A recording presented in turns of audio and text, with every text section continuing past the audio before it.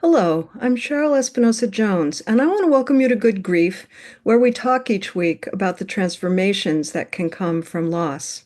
Today I'm welcoming Vanessa Priya Daniel. Vanessa has worked in social justice movements for 25 years as a labor and community organizer and funder. She founded and served for 17 years as executive director of Groundswell Fund, a leading funder of women of color-led grassroots and electoral organizing. She's a recipient of the Smith College Medal, was featured in the Chronicle of Philanthropy as one of 15 influencers who are changing the nonprofit world, and by Inside Philanthropy as one of the top 100 most powerful players in philanthropy. Daniel's written for the New York Times and other publications. Today, we will largely be talking about her new release coming out in a few days, Unrig the Game: What Women of Color Can Teach Everyone About Winning. Welcome, Vanessa. Thank you so much for having me. I'm delighted to be here. I'm delighted to have you. Full disclosure, we have known each other a long time. We go way back. We go way back and have nothing but deep love for you. Yeah, likewise, likewise. Um, and now I've read your book cover to cover. Mm. There is so much we could talk about. Yeah. But when I first asked you to be on the show, the election had not happened yet. Yeah. And so when I was reading the book, I was thinking she wrote this at a very different moment, Yeah. and yet it seems right on time. So I want to thank you for that. Yeah. I know it was I finished the manuscript, the last touches on it before right before the election after Harris's nomination. So, yeah, it was a tricky moment. And what I appreciate is that you have a very strong through line to history, Mm, yeah. and the ways in which people have struggled probably forever, Yeah. various otherings and such. And I've been thinking a lot about how we need to take breaks, but we don't stop. Yeah. Yeah. Absolutely. And this was, just the burnout in the book was a big theme among a lot of the leaders that I worked with. Yeah, I talk about the top five barriers that came up the most in the almost 50 women of color leaders that I interviewed. And burnout was really highly linked to one of those around the assumption of incompetence.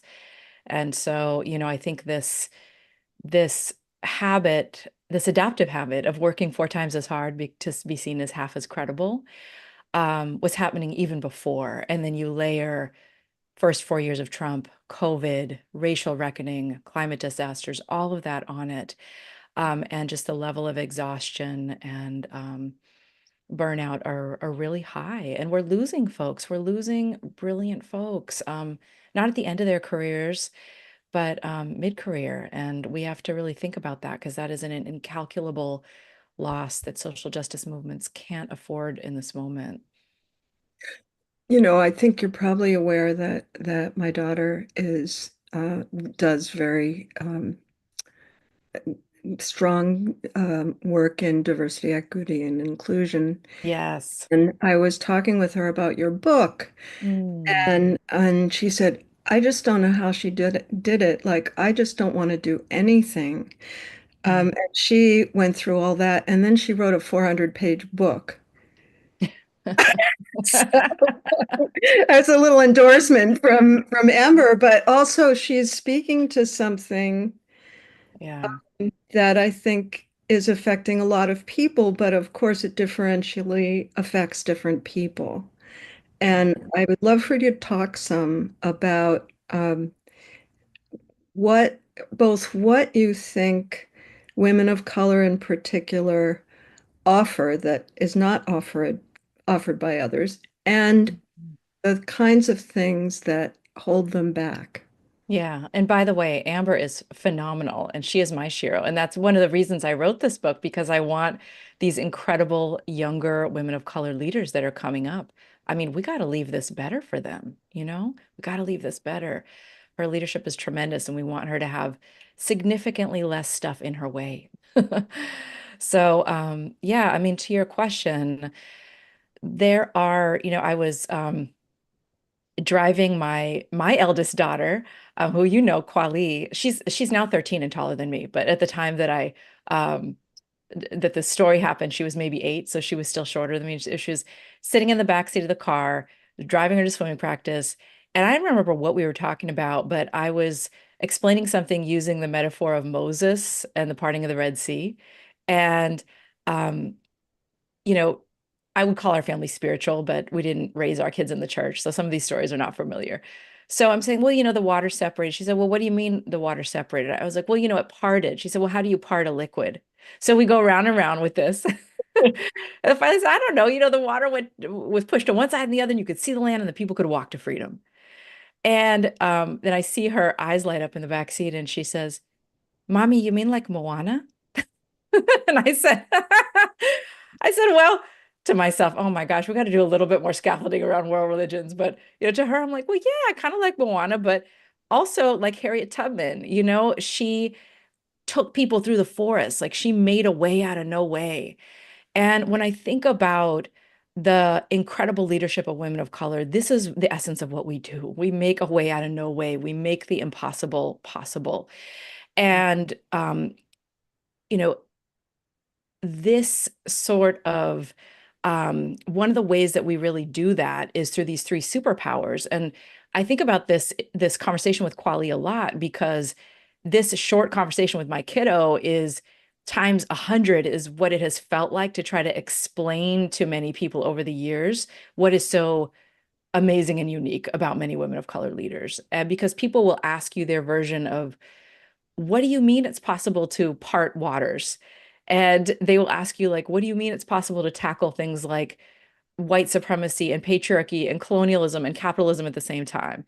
And you're like, yeah, it's possible. Like Kimberly Crenshaw has talked about living through these forces, when she talks about intersectionality. The Combahee River Collective talked about them, and women of color have been about this praxis of tackling these things when we, you know, fight not just for good wages, but for gender and racial equity in pay, when we fight not just for healthcare, but for reproductive and gender affirming healthcare. And so like this is really, really important in this time in particular. And then the second superpower is really about boldness. And people will say, well, how is it possible to be bold, and still win? Like, don't we have to go to the middle of the road? Don't we have to compromise and make things palatable? And, it's like boldness is possible. And it's such an antidote to the timidity that fascists rely on to get us to obey in advance. It looks like the squad as the left flank in Congress. It looks like Oakland's own, our, beloved Oakland's own Barbara Lee being the only no vote against the Iraq War. It looks like the sisters who were behind the Green New Deal. We know that Rihanna Gunn Wright, a Black woman, wrote it. AOC, a Latina, was its first champion in Congress.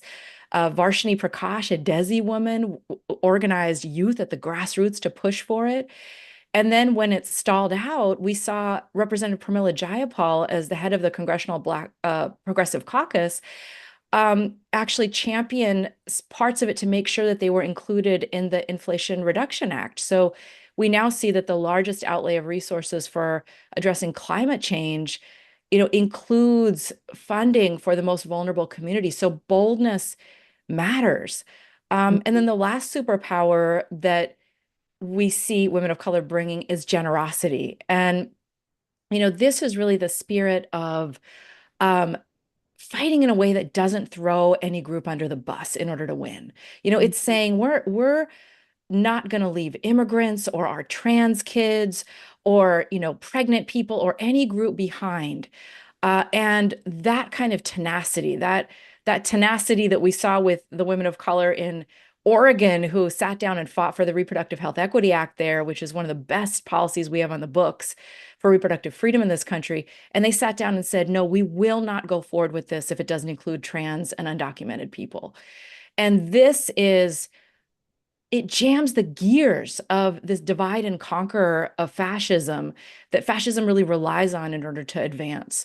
And so these superpowers, they're not innate. And I say this all the time, not every woman of color leader has them, because Nikki Haley and Candace Owens, and not every leader of color who's not a woman of color lacks them. But we do see them disproportionately present just because of what we have had to navigate in this country to survive. And Mm. so, this is some of what we see. And it's also not about people saving anyone. And I got to tell people this, because there's a lot of, oh, women of color are going to save us. It's like, no, no, no. Oh no. We can take even the most pop culture example. It's like, Meghan Markle, the palace was always going to be worse for her. It was always going to be worse. So when, she got out to save her own life, Prince Harry, if she hadn't done that, he might be still back there drinking tea in the sunken place. His freedom was a byproduct of her getting the hell out of there. So, we see that. And, these are things that every one of us in this country can adopt these superpowers, learn from them and adopt them. It's in my own personal historical perspective, Yeah. the number of times where I, as a white lesbian woman, was left behind. Mm. Oh, we can't afford to fight that battle this time. Oh, we can't, Yeah. and it was always somebody. It was Yeah. always somebody. Right now, it's, of course, trans sisters Yeah. to a degree. But so I was very fired up about, yes, don't leave anyone behind, Yeah. that because it's actually makes us weaker, for one thing, That's right. because then people are disenfranchised. Why would they work for it?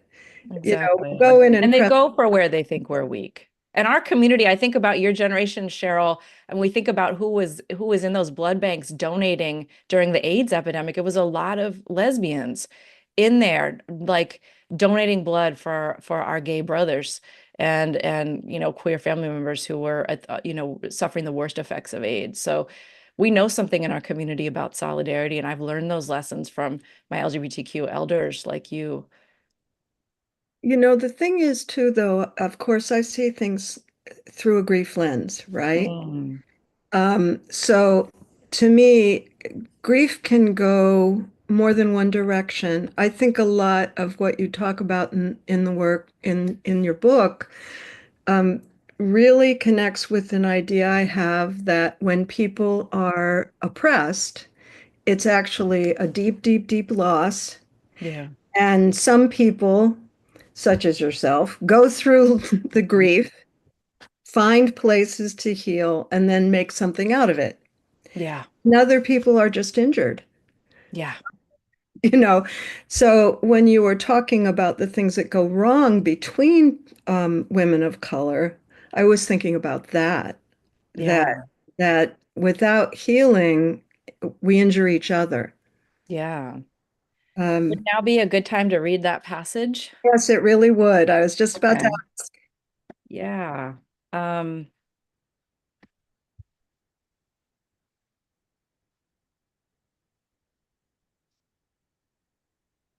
well,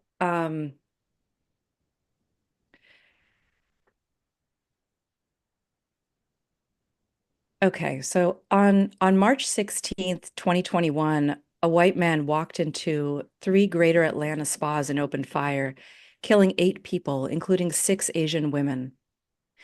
A week later, an Asian woman on my team broke down in tears during a Zoom meeting of her department. Her grief was palpable. She had recently expressed fear of leaving her home in a predominantly white neighborhood. She also noted that days had passed since the killings and that Groundswell had yet to put out a public statement about them. Clearly, she reasoned, this was because Groundswell did not care about Asian people. The other staff members on the call, including 2 members of her senior management team, rightly expressed their empathy and concern, but then to show their solidarity set about crusading on her behalf. Instead of getting curious and supporting their team by not jumping to conclusions until there was more information, they showed up to the next leadership meeting and confronted other colleagues about failing in their duties and not showing up for Asian people. it quickly became apparent that 3 out of the 4 people responsible for issuing a public statement on the killings were themselves Asian women, one of whom was a former sex worker who had been managing her own trauma response to the events in Atlanta, and two who had been juggling major family challenges, including deaths of multiple family members during COVID. Despite all of this, there was, as it turned out, a public statement that had been drafted and edited that was almost ready for release. The Asian women leaders reacted with frustration and anger to their colleagues' accusations. The senior team members who had brought the accusations backpedaled and eventually relayed to the staff what had happened. People made apologies, but by the end of it, multiple people on the team, already exhausted by the pandemic, felt wrung out by the fiasco. Energy was in short supply and it had been sapped. Trust and relationships that were key to our collective work had been strained. It was all avoidable. And there's something I've noticed, I'm a single practitioner. I do Hmm. I do through my work with clients, I do observe a lot of what you're describing there Yeah. secondhand.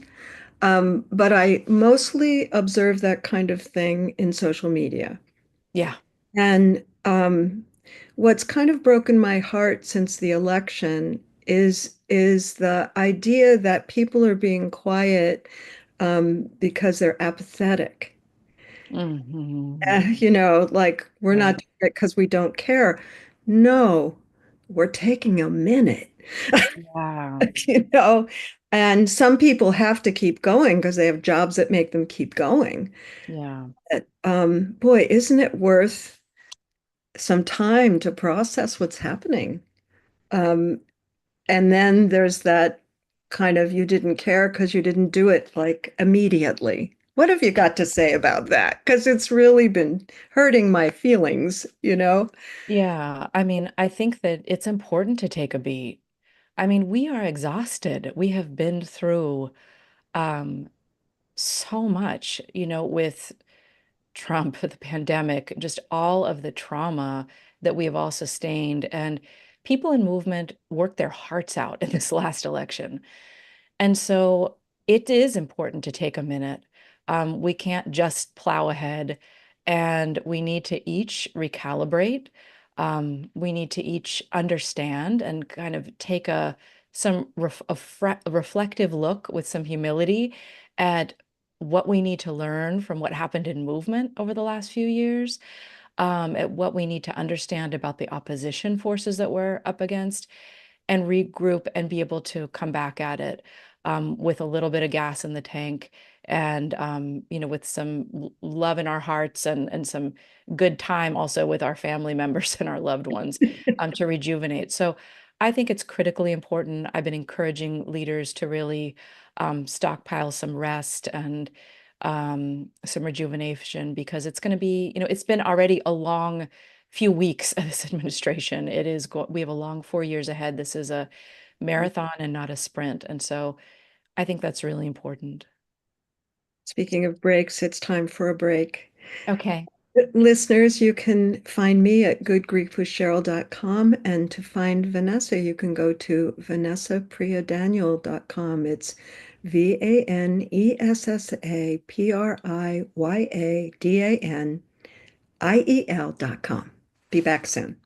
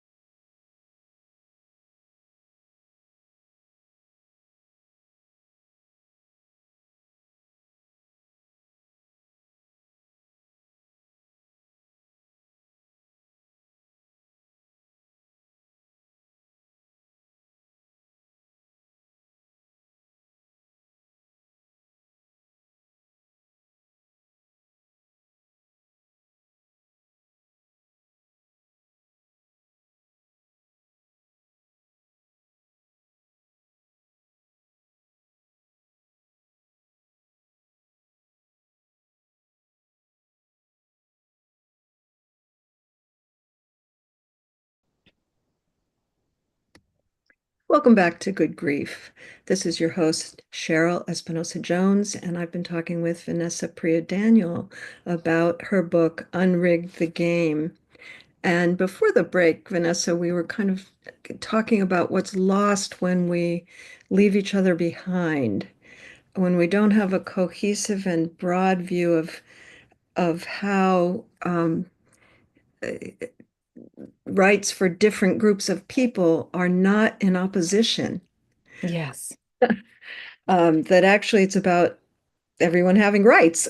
But it really has been clear to me for a long time that we don't know how to do that. We don't know how to envision. And of course, it's got a different taste. When I was first coming out as a lesbian, there was Mm, a big discomfort with trans women. We failed to understand it all, yeah. right? And people grew over time. But one thing that stood about your out in your book about that is kind of the way in which elders and youth leaders um, fail to connect sometimes Yeah. and fail to offer each other what they have to give. I'm thinking about my wife's family. There's just a lot of interaction between the younger people and the older people in a curious and interested conversation. Hmm. And it seems as if quite a bit of what you talked about was a failure to uh, respect and honor each other in that way, Yeah. across generations. Yeah. I think about I young people a lot. I have two daughters and they're incredible. They inspire me all the time. And I the place I start with first, we're talking about kind of the generational shifts that we're in now is just deep gratitude for what younger people are bringing us because they are calling us out of this culture of martyrdom that a lot of us have been in for generations in movement. They are calling us out of the gender binary that has hurt so many of us. Um, they are so gifted in how they use tools like culture and social media. And so there's so much, there's abundance, a richness that we're getting that we really would be wise to embrace as older generations. I'm 47. Um, so I'm kind of in this middle age group. And I think that every generation of young people, there is this relationship to elders where, there's the brilliance they're bringing, and there's also the guidance that we need to receive from elders. And I know when I think about my experience in movement, I think of the phrase like anyone can have kids, but not everyone can raise them. Like my movement elders raised me. Like they raised me. I knew my political education history. I knew the how much people had struggled to build the organizations that I was working in that were not perfect, but I knew what it took to bring them into being. Um, you know, I many times, during the years, I was also like a young whippersnapper too, that was like saying things that this is what young people are supposed to do, right? But so many times an elder would put an arm around me, say, let's take a walk. And you know what? Like, I love your fire, but like, let's talk about how you might have done that differently in this meeting. Let's talk about like that might have not been appropriate in this context, you know? And I think that we all need and deserve that. And I do think we're living in an era where, and I'll speak for myself, I know there have been times when I've abdicated my responsibility to younger people to do that. And I think part of it is because of the social media environment we're living in, the kind of meanness that has started to permeate our culture. Where, I had one leader say to me, I really stop and think twice before I talk to a younger leader because I have to gauge whether giving a 25-year-old the feedback that I know that they need and deserve to grow might cost me my career because they might light me up on across the internet. When we were coming up, it was maybe, you might run your mouth in a meeting and say something disrespectful, but it's like in that meeting at that table. Now it's like people are, 50 feet tall, Well, running their mouth broadcast. across the planet, and so I think that there are some things that every generation needs to be called in around. And I do think there is a trend of like burn it all down and not worry about what you're building in its place that is happening among young people. I think there's a trend around kind of not wokeness, because wokeness is a good thing. Wokeness just means being awake to injustice. We all want to be woke, but this sort of performative wokeness that's really about one-upping people, that's about kind of calling people out and humiliating people in the public square in order to position yourself, which is a part of social media culture. um, there's a trend around kind of fragility, where, there's an expectation that things are going to be completely comfortable and you're never going to be triggered by things that is just not realistic when you're doing movement work. I mean, we are up against forces that are literally trying to kill us. Our ancestors had crosses burned on their lawns and bombs thrown through their windows. I would sometimes get frustrated, leading younger generation folks to say like, this is not Nordstrom, like what you have signed up to do. This is, and more power to everyone for where they get in, where you fit in. There's many different ways to be involved in movement. But if you're signing up to work in certain kinds of organizations, you know, there is no fire department in the world that hires people and then allows them to say, you know what, now that I'm here, I just want to let you know I'm fine being in the calendar and ringing the bell on the truck, but hot things trigger me. Like this is not, so some of this stuff, like people need to be lovingly called in around, and and we need to be able to do that. And so um I think that it's particularly painful now in this moment, and certainly every generation has gone through it. I mean, sitting with some of my elders, like my mentor, Adisa Douglas, and her late partner, Dr. Bernice Johnson Reagan, and we talked about how, Dr. Reagan was one of the first round of young Black kids in the South who were, first generation college kids who were arrested, and how their parents felt about, like, are you kidding me? Are you kidding me? You're the first generation maybe to go to college and you're blowing your shot. Finally got a job and you're I know. It's like, but they were doing something that was important, So it's like there's always that tension and learning, and calling in. But, I think we have some course correction to do. And young people, if we love them, love doesn't just look like hugs and kisses and gold stars for participation. It looks like, you know, it looks like some healthy boundaries and some guidance. we both know that as parents, don't we? Oh, yes. I've had to learn a lot about that personally. Learned it the hard way. Boy, I we all learned it the hard way. learned it the hard way for sure. Um, in a way, I take it down to losing the ability to talk across differences in a loving way, to Hmm. to really meet each other in the difference, because that's the only way we learn anything. Yeah. Yeah. I mean, I Um, think that's absolutely true. I've reread this piece, Bernice Johnson Reagan's piece, Coalition Politics, so many times this year.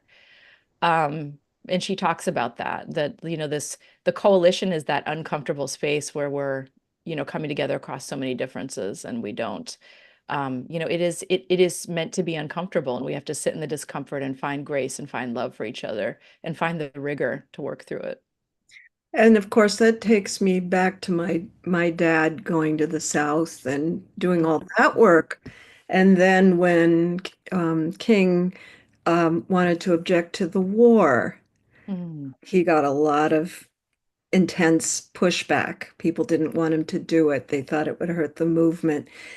Bayard Rustin didn't get a platform because they thought him being gay would, it goes Yeah. way back, doesn't Oh, it? yeah. Yeah. Um, it's not a new thing, but every generation has a little bit of a different flavor. So, Mhm. a big part of the book that broke my heart Mm. was your own personal experience of this. Mhm. And maybe you could just share the part of the book. I think you called it Grief of Lateral Violence. It's Yeah, relevant to sure. That could be a starting point for us to Sure. talk about that phenomenon that you've experienced so deeply. Sure. During one stretch of time, a small group of staff set their minds to assailing me and other women of color organizational leaders. While many other staff didn't agree with what was occurring and said as much to me and the other leaders in one-on-one conversations, they weren't willing to stick their necks out to disrupt it. One by one, my senior leaders, including Black, Latina, and Asian women who had dedicated most of their lives to movement, quit. These were not weak people. They had been through hell and back in their own lives and come out on the other side, but what was happening was breaking them. One noted that being in leadership was like, quote, wearing a scarlet letter, end quote, and that the attack was so intense it reminded her of gang violence in the neighborhood she grew up in. Another departed, citing suicidal ideation. We had lived our entire careers having to be 4 times as good as our white and male counterparts, with a narrow margin of error. We knew it wasn't just the psychological cuts of people's words that would hurt us, but the real and present danger to our material well-being that could easily follow if our reputations were ruined. Having been a union organizer who defended working people, I was intensely sensitive to the abuses of power and bad bosses, and I would not allow them. But I can honestly say that during this period, not even one of these leaders being attacked was of this ilk. What was happening was unfounded and unfair. Notably, everyone involved in the aggression was a person of color, and nearly all were women of color. This wasn't white people doing something to us. This was what we were doing to ourselves. This was us blocking one another for belonging. One day, alone in my home office, the dam broke and I sobbed in raw grief. I was flooded with the sheer exhaustion of it all as I thought of my movement elders and mentors, my peers working shoulder to shoulder with me, my own sweat and sacrifice for 20 years to leave the violence of so many white institutions and build something by and for us where we could belong. To see us rip one another to shreds was beyond heartbreaking. The pain of it was excruciating, even with the stalwart support of my board, which was mercifully steady throughout. It cuts deeper when the cut is from the people on your own side, doesn't it? These are the ones that hurt the worst. And this is what I heard over and over again from the leaders I talked to is that some of the worst, most painful hits they took were from other women of color. I wonder what you might want to share, and we'll start it, and if we go to break in the middle, we can continue. Mm. But there's this, as a therapist, I Mm. see a psychological aspect to that our pain, our trauma, if not addressed, comes out against each other. Um, Yeah. do you believe that's a part of it? Oh, What? yeah. I mean, I think that it is, if you don't heal, there's the saying goes, if you don't heal what hurts you, you bleed on people who didn't cut you. Mm. And I also think in the world that we're in where it's so daunting, like the external violence is so daunting. Proximate targets become, a convenient place in which to work out our issues.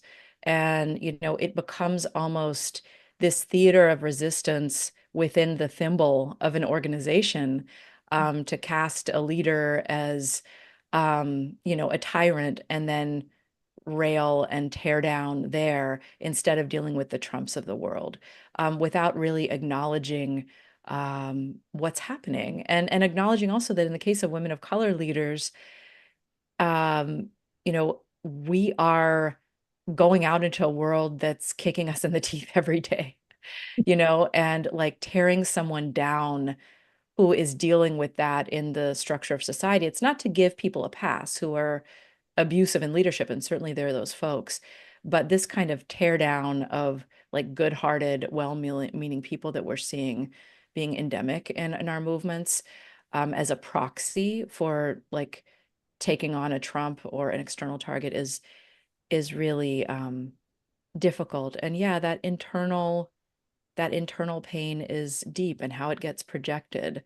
One of the issues that people talked about the most was the expectation to mother and mammy, which was really interesting. And there is some of this is just the demand to nurture and to kind of create workplaces that aren't just fair, but that never, never experience a trigger. But a few people actually told the story of people's grief about their own mother figures in life were projected onto the leaders. And a lot of times it was someone who the leader had helped and supported and poured a lot of resources and love into. And this person then turned on them. One person shared a story and said, the person got really, really angry when they wouldn't return their call, like pick up the calls at any given time of the day and night, and said, well, they were triggering them because their mother hadn't been there for them. So, I mean, there's some of these deep wounds that also get played out with women of color leaders in a way that doesn't get played out with, I think men of any race or a lot of white women because there isn't that expectation around mammying and mothering to the same extent. So I think we have to kind of look at all of these things in combination. And that person actually knew that it was about their mother, but I think many people don't. It gets Yeah. activated and they just act. Yeah. It's very similar to me to the fact that I don't feel safe on the roads, right? Mhm. People Yeah. are not grounded Yeah. ever since the pandemic, honestly, or maybe even before that. There's just an ungroundedness Yes. that results in a lot of reaction. I'd like to say, like, we've moved from our hearts into our amygdalas and set up camp. And that's the fight and flight place of the brain. And that's not a good place to engage with other humans from or make decisions from. And, so, Fight, so flight, much freeze, of or the, fawn, right?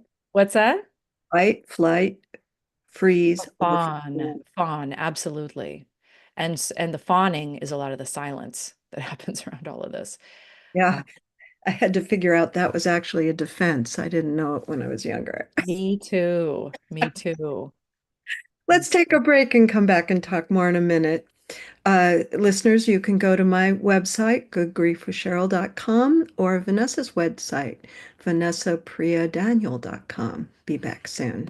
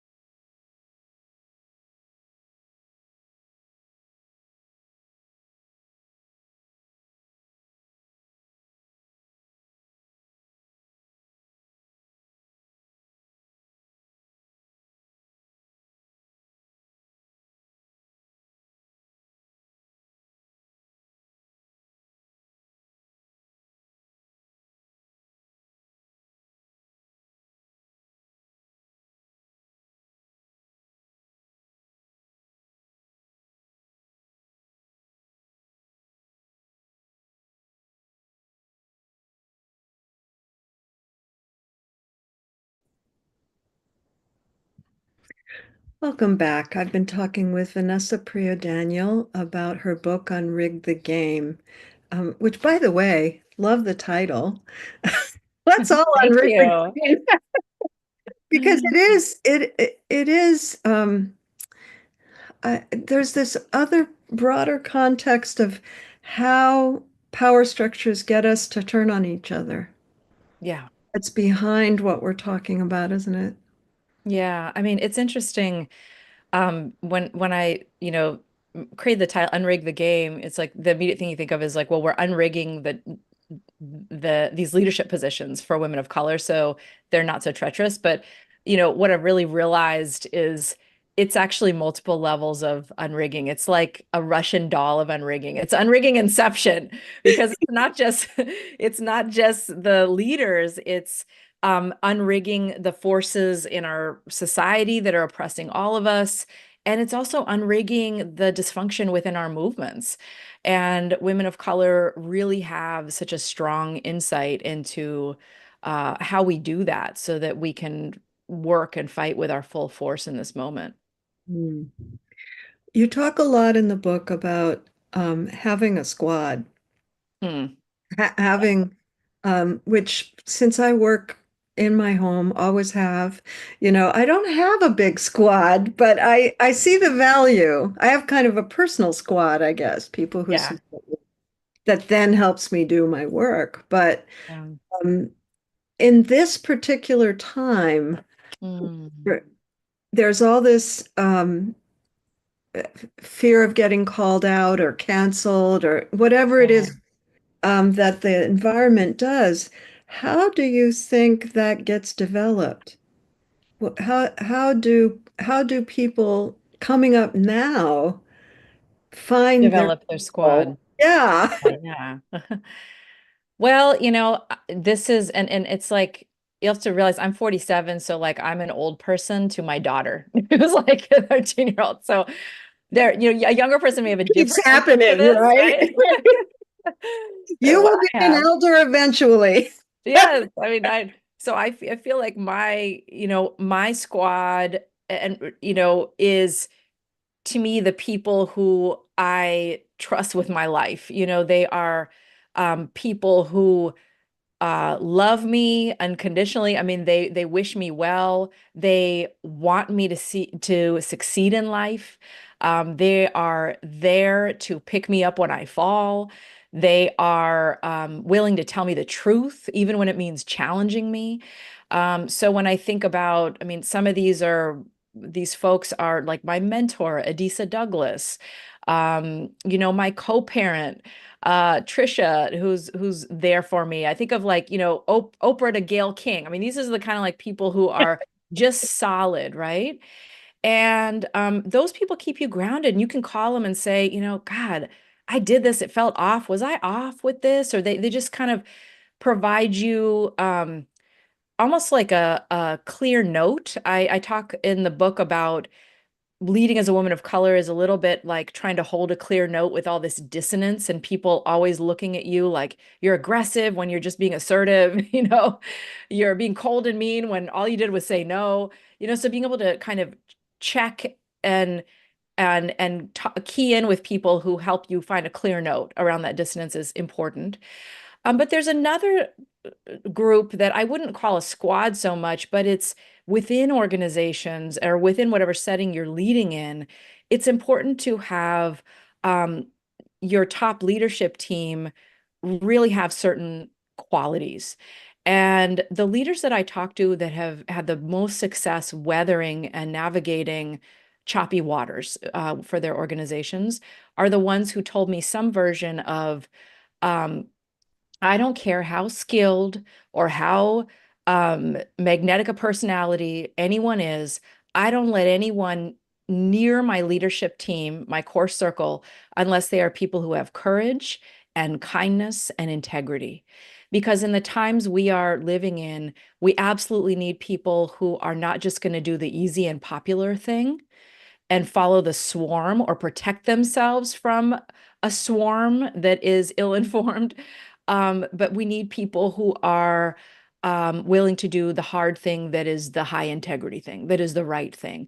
We need people who are willing to actually stand with and flank leaders instead of leaving leaders out in the wind. Um, and so I think that being mindful of this is important. The leaders that had the hardest time, and I'll kind of include myself in that in some spaces and times in my career, are the ones who protected everybody else but themselves and who didn't really take care to make sure, they're surrounding themselves tightly at that level, with folks who would step in and intervene. And it doesn't take much. I mean, this environment I should say, like, very fortunate to have a board who was very solid. But you need that level of the folks who are working on your staff around you as well. Um, so I think that in these times, we're living in a time of fear. A lot of how well movements do is going to be how well we have strong muscles to walk with in a principled way with our fear. Mhm. And so when there is, for example, crusading without discernment, this is, someone starts a rumor or someone makes an accusation and people crusade without any facts or evidence, we actually have to say that is not solidarity. That's a mob mentality. And allowing a mob mentality in the ranks of the left, it tills the soil for fascism. It teaches our people to abandon their powers of discernment and to be sheep. And what then separates us from the people following QAnon or the people following, right-wing radio talk show hosts that tell, poor white folks in middle America that the source of their pain isn't the corporate bosses that are creaming all the profits off of their labor, but is actually trans kids and immigrants. Like, how are we separating ourselves from that? We have got to bring back discipline and rigor around calling each other in and saying, wait a minute. And sometimes in a social media swarm, it can be as simple as not even having to rebut the person who's bringing the accusation if you know it's false, but it can be simple as saying, you know what, I'm hearing this, but I've known this leader for X number of years, and that's never been my experience of them. So I find this interesting. Give people another data point. Don't just allow bad actors to be the only perspective people hear. Women of color, there were 5 things that really made leadership treacherous for us. Number one is the invitation onto a glass cliff to lead an organization in crisis. Number two is the assumption of incompetence. Number three is the expectation to mother and mammy. Number four is zero margin for error. And number five is that when you're attacked, you're abandoned. And Mhm. this last piece, we saw it with the leaders of the original Women's March, that there were 4 of them. Only the 3 who were women of color, we were targeted by the NRA for attack ads that incited people to threaten their lives. They were then subsequently dragged across the internet behind all these false rumors and accusations. And when all this happened, people in movement treated them like they were radioactive. They wouldn't return their calls until a year later, the New York Times broke the story that it had actually been Russian bots that were behind all of these internet rumors and make in an attempt to cleave the women's movement along racial and under other, fissures. And so, but this experience of being abandoned, I heard story after story after story of it. And the impact of this, talk about grief. We are as human beings hardwired to fear in a visceral way being left on the hill to die. And so the sisters that I talked to who had from this abandonment had to check themselves into institutions for PTSD, who didn't leave their home for a year, who had like severe health impacts from this. This is very serious, and we need to build a practice of intervening when these type of things occur. Well, and to the side, but right in the middle, people don't change because they get ostracized and rejected. Hello. They change through love. Yes. They change through attention. Mm. Um, I mean, I know a lot about people changing. You can't Yes. make people Yes. change, but you can invite them into an accepting space that says, what about this over here? Right? Yeah. That's and leaves people the opportunity to think about what they're doing, to reflect, to Yes. love themselves through it. Yes? Yes. Love has to be at the center. Love It has to feels be. as if that's what you're talking about. Absolutely. And it was interesting. One of the texts I read that I included part in the book was the words of this gentleman, I'm blanking on his name, but he actually worked with people in the highest security in prison. And he said that there's no form of violence that didn't originate in humiliation.